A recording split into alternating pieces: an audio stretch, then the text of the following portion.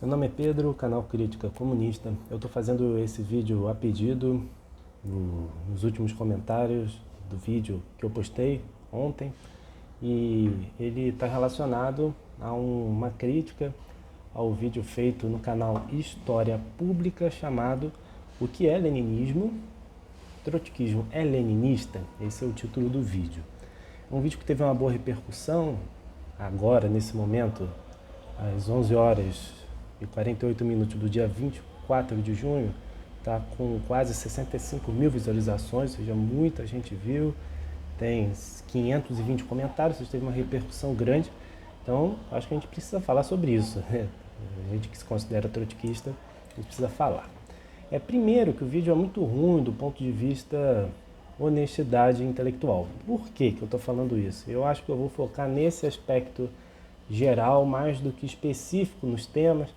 Talvez depois a gente possa fazer até vídeos pegando cada um dos temas que eles trouxeram, mas eu vou falar mais no aspecto geral.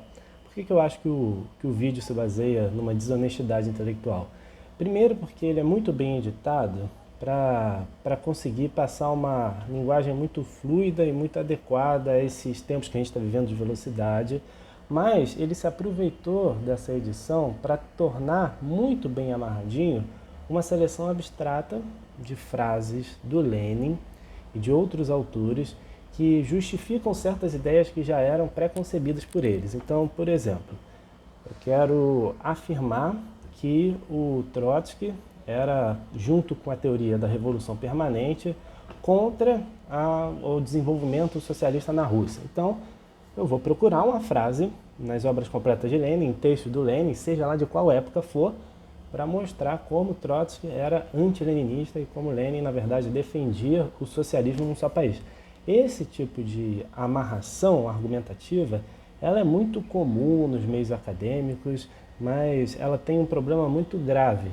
E eu acho que esse é o problema central. Uma ahistoricidade, uma visão que não é histórica dos processos de formulação das ideias. Então, por exemplo, a situação política ela pode se desenvolver e os membros da liderança das instituições, podem ser partidos, sindicatos, até mesmo as empresas, eles vão naturalmente mudando a sua concepção ao longo do desenvolvimento dessa situação, no processo de crítica e de autocrítica. Então, quando eu escolho uma frase do Lenin de 1905 e falo, olha, esse foi o Lenin que falou, pegando o Lenin de 1917, eu posso ser um anti-leninista ao defender a frase de 1905 ou as ideias defendidas em 1905. Ou seja, é possível usar Lenin contra Lenin. É possível ser anti-leninista com Lenin. Então é muito ruim a dinâmica desse vídeo porque ele não contextualiza essas frases e fica fazendo saltos históricos.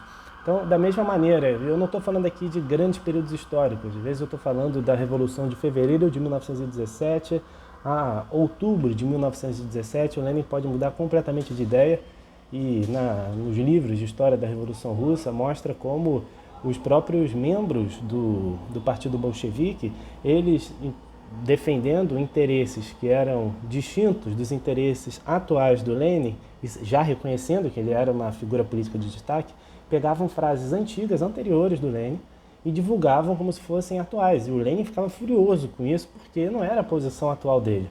Ou seja, é possível usar Lenin para ser anti-leninista. Então, o vídeo trata, em resumo, assim, de uma visão hermética. Outra coisa, Engels. Engels ele já teve uma ilusão no aspecto de uma transição pacífica através das eleições para o socialismo na Alemanha. Ao ver o crescimento do Partido Social Democrata Alemão, ele acreditou que esse crescimento, que era esmagador, era rápido, era avassalador, podia transformar a transição para o socialismo, ou seja, levar o poder das mãos da burguesia para as mãos da classe do proletariado, por uma transição pacífica. E claro, ninguém quer aqui morte, ninguém quer sangue sendo derramado. Então, o Engels, vendo o desenvolvimento da situação, acreditou, sendo algo, de certa maneira, inédito, que aquilo podia se desenvolver para determinado lado. Ou seja, hoje a gente sabe que a coisa não vai se desenvolver de uma maneira eleitoral, a partir de diversas experiências históricas, inclusive de repetições de erros. Então, há um aprendizado aí. Agora, falar que Engels era um reformista, porque lá em 1800 e bolinha ele defendeu que o Partido Social Democrata Alemão poderia transitar para o socialismo, é uma desonestidade eleitoral completa. Então, trazendo alguns elementos do vídeo, né, em si, e da oposição de Lenin a Trotsky. O Trotsky, de fato, ele ficou contra o Lenin naquela clássica discussão sobre o partido centralizado ou não. Mas o Trotsky, ele assumiu esse erro posteriormente porque ele acreditava que era possível unificar as duas tendências menchevique e bolchevique e que isso ia ser melhor para a unidade das lutas da classe trabalhadora. Ah, mas ele assumiu uma posição que era menchevique. Ora, sim, e o próprio Trotsky assume o erro dele nesse sentido. Mas a maior prova de que ele assumiu o erro foi em 1917 ele se juntar aos bolcheviques e ter um papel proeminente na Revolução, ou seja, de liderança, de construção do Exército Vermelho, né? Um traidor, ou alguém que era contra o processo revolucionário, contra o partido centralizado, não conseguiria ter uma atuação como a que o Trotsky teve, ou seja, ele mudou de opinião, da mesma maneira que Lenin também mudou de opinião várias vezes. Um grande exemplo é aquela fórmula dele sobre a ditadura democrática do proletariado e dos camponeses. Essa fórmula abre um flanco para dizer que a revolução, ela primeiro coloca o poder nas mãos das massas pequeno-burguesas junto com o proletariado, para em seguida, aí sim, a gente ter uma revolução socialista com o poder indo exclusivamente para a mão do proletariado.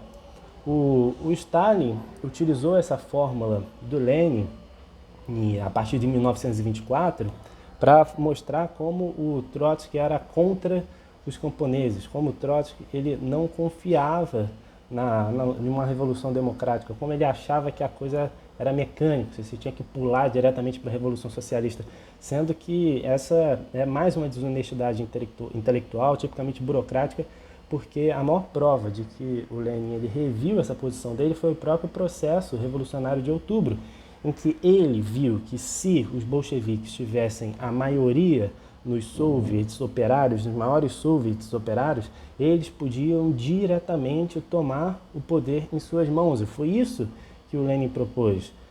É a maior prova de que naquele momento ele não estava interessado em esperar que o proletariado, a pequena burguesia, os camponeses formassem uma ditadura onde tivessem uma horizontalidade na participação. Pelo contrário, naquele momento, em outubro, ele assumiu a velha fórmula do Trotsky, lá de 1905, inclusive o mesmo Trotsky que à época defendia que mencheviques e bolcheviques não deveriam se separar, a fórmula de que a ditadura seria do proletariado apoiada pelos camponeses. Então, o Lenin assumiu um posicionamento do Trotsky.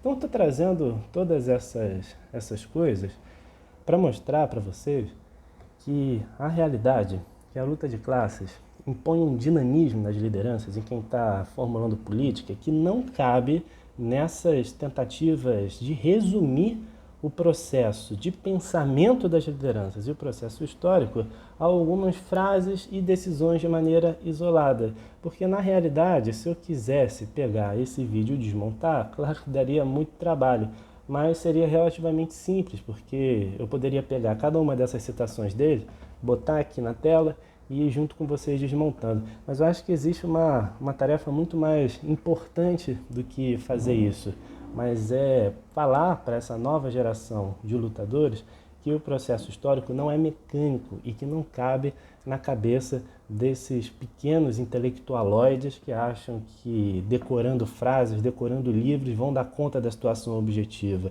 O processo histórico se faz participando do movimento operário, participando do movimento dos trabalhadores com toda a sua dificuldade, e aí, ao participar desse movimento, se entende que as posições não são como a desses intelectualoides, mas são posições dinâmicas, que se alteram, que sofrem um processo de crítica e autocrítica.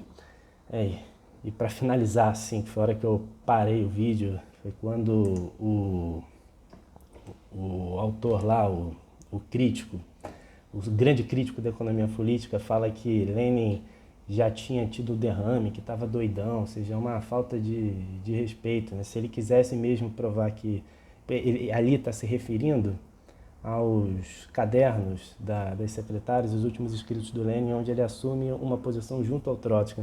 Mas ao invés de ir no texto, aí nesse caso ele não quis ir ao texto, né? Nesse caso, é interessante esse vídeo, porque tem 1 hora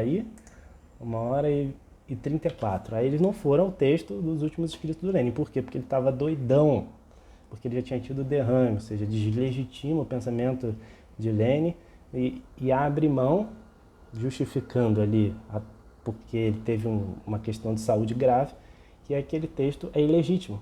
Mas por que não pegou o texto? Por que não mostrou que aquele texto de um doidão que tinha tido um derrame está em completa oposição ao pensamento antes do derrame? Por que não pega o texto e mostra que aquele conteúdo está equivocado? Que aquela luta que o Lenin queria travar contra a burocracia, inclusive uma sugestão do Lenin foi tirar o Stalin da Secretaria-Geral, era uma luta fantasiosa, reflexo do derrame. Por que eles não fazem um vídeo sobre isso? Porque eles não conseguem. Porque é exatamente isso que eles têm medo, de ir nos fatos. Fatos é uma palavra complicada, né? Mas ir na história e tentar, a partir do desenvolvimento histórico, dar uma explicação e ajudar a juventude, ajudar os trabalhadores a elevar a sua consciência de classe. Então eu vou indicar aqui um texto para vocês lerem de um militante, um texto sobre o trotskismo, de um militante que foi secretário do Comitê Regional do PCB de São Paulo. Ele foi expulso burocraticamente do partido depois de criticar os processos de Moscou, mas ele traz vários elementos que na minha opinião, estabelecem um diálogo muito interessante com o conteúdo maldoso exposto nesse vídeo da história pública. Eu vou colocar o link aqui embaixo. Então, obrigado você que assistiu até aqui. Espero que você goste, que surgiram novos temas. Comente aqui embaixo, por favor, o que você achou, concordando e discordando. E até a próxima.